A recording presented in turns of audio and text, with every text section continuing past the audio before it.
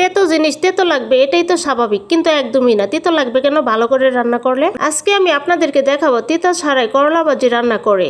আমার কিছু tips follow করলে এখানে আর করলা ভাজি তিতো লাগবে না। হ্যালো এভরিওয়ান, আসসালামু আলাইকুম। লিজাস কুকিং মানে সহজ রান্না, সহজ রেসিপি। প্রথমেই করলা এবং আলু ঝিরিঝিরি করে কেটে নিয়ে এটার সাথে লবণ দিয়ে দিব এবং এভাবে কষলে নেব যাতে তিতো ভাবটা চলে আসে একদম। মশলানো হয়ে গেলে এটাকে ভালোভাবে ধুয়ে পানি ঝরিয়ে নেব। প্রথমে কড়াইয়ে তেল দিয়ে দিব এবং কয়েকটা শুকনো লঙ্কা এবং কাঁচামরিচ দিয়ে দিব। এটাকে ভালো করে ভেজে এখানে হলুদ অ্যাড করে দিব। এখানে আমি পেঁয়াজ ব্রাউন কালার করে ভেজে নিব। এখন আমি করলাগুলোকে ছেড়ে দিব, একে উল্টে পাল্টে নেড়ে দিব।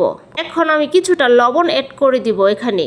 এখন আমি ঢাকনা দিয়ে ঢেকে দিব যাতে এটা ভালোভাবে সিদ্ধ হয়। লক্ষ্য রাখতে হবে মাঝে মাঝে উল্টে পাল্টে দিতে হবে যাতে এটা পুড়ে না যায়। এটাকে হালকা আঁচে ভাজতে হবে যেন ভিতর থেকে সিদ্ধ হয় এবং মোচমোচা হয়। করলা এবং আলু থেকে যখন তেল বের হয়ে আসবে তখনই মনে করা হবে এটা হয়ে গেছে।